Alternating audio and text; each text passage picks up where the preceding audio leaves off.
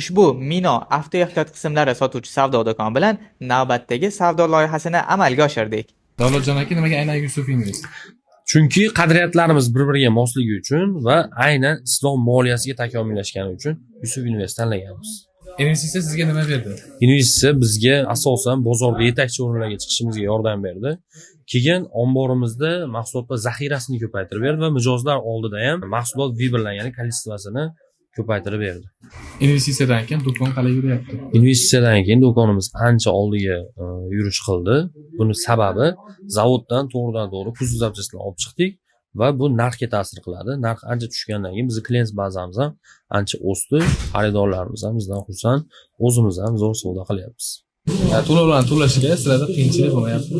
To'lov to'lashda qiyinchilik umuman bo'lgani yo'q. Hozir aytganimdek, savdolar ancha ko'tarilgan. O'shaning uchun bizda to'lovda umuman muammo bo'lmayapti. Keyin oyma-oy to'layapmiz. Shu ham bizga ancha yengil bo'lyapti.